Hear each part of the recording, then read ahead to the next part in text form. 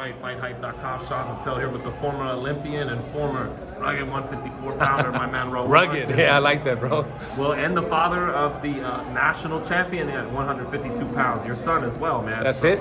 Giovanni Marquez. Next week there'll be an announcement. We're signed with a management company, and then we'll see what happens after that. But he's gonna turn pro. We're very excited to support my son Giovanni. He's been working hard.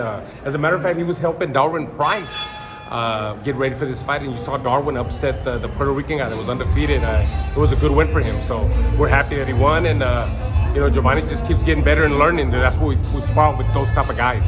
Well, I'm expecting a lot from him because who his pops is, What's that? I said I'm expecting a lot from him because of who his father is. Oh, absolutely. We'll see. They always, you have the, Chavez and his dad, and Chavez Jr. and his dad, Camachos, and a bunch of fighters, Duran, and so hopefully, I hope my son is better than me. Why not? That's what we're in the sport for, to get him better and guide him the right way.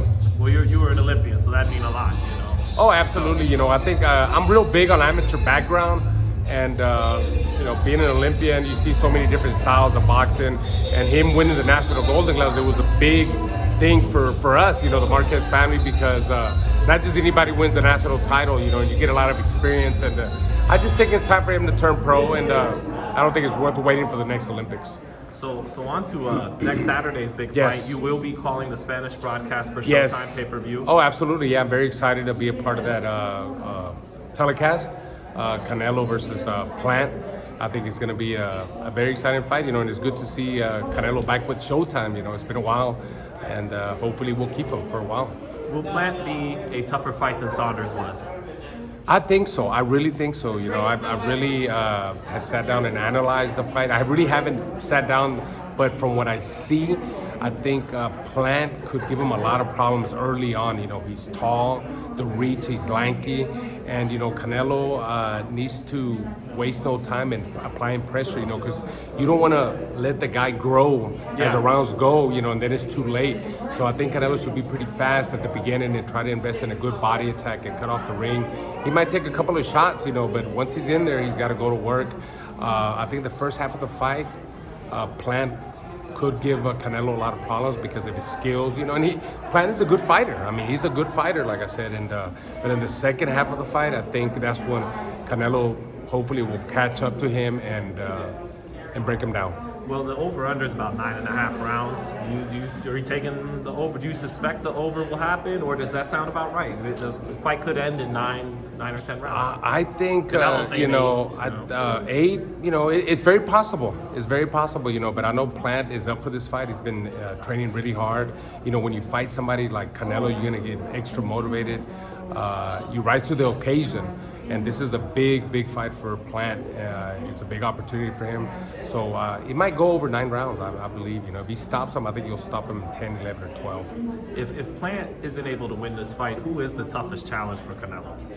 Ooh, right now, somebody that comes to mind, I think moving up to light heavyweight. Or, even at 168, you got Benavidez. I think Benavidez would be a tougher, to me. Everybody likes different styles. You got to remember, I was a guy I was aggressive and I came to fight and I threw a lot of punches, So Benavidez is an aggressive-minded guy. He's got a lot of heart, a lot of balls, and he throws a lot of punches. So I think Benavidez, and he's got average speed. I think he would give Canelo a really good challenge. It'd be kind of cool if it could be like a super middleweight Morales Barrera or something like that. That's not a bad comparison. Actually, now I think about it. Yes. That's very possible. But I would love to see that fight. I think it would be a very interesting fight because Benavidez, I've always been impressed by him. He's got good power. He keeps a busy pace. He's in great shape. And he's got a good chin, and the guy comes to fight. He's got a big heart. And just moving on to the other big fight coming up, Crawford and Porter. Turns out Sean isn't just an underdog, but the odds and whatnot, he's a big underdog. Do you see that as well, or do you think he could win this fight, Raul? How do you see that fight playing? It's possible. I honestly, I picked Crawford to win the fight. I think he's an excellent fighter. He's very fast, he's very elusive. I like the way he throws his combinations. He's got good power. But Sean Porter, he's been in there in big fights. He's a rugged guy. He's stocky, you know, he's strong. You know, he wrestles in there. He's gonna pressure you.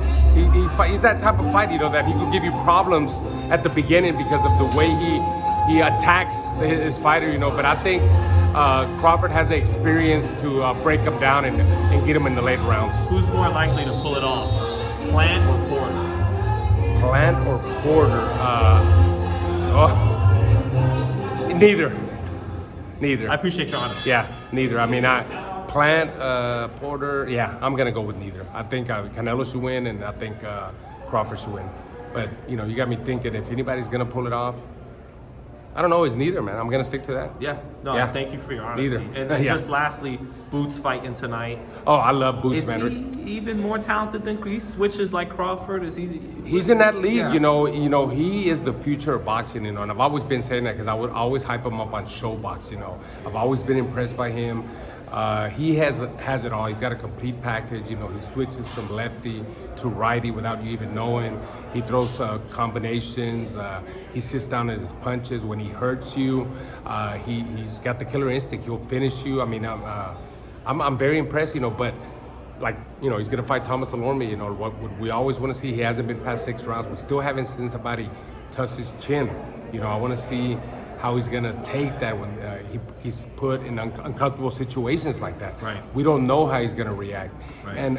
And you know what? We might never know. You know, he might be you know, grow up to be one of the best fighters in this division because, you know, he's just that good. And I've always said, you know, like Roy Jones, you know, he never got touched early in his career because he was so fast.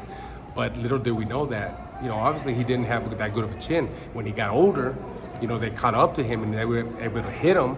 And guess what? They knocked him out. So, and I'm not saying that's Boots Ennis. I'm just saying, you know, he's that good of a fighter. He's fast, he's flashy, he's got power. I mean, I love him. I mean, he's a complete package, and I really believe he's the future. I'm with you, Raul. Yeah. Thank you, brother, for your time. Anytime, man. Anytime. I really enjoy it. In Espanol, you'll be hearing my man Raul next Siempre. Saturday. Yeah. Gracias.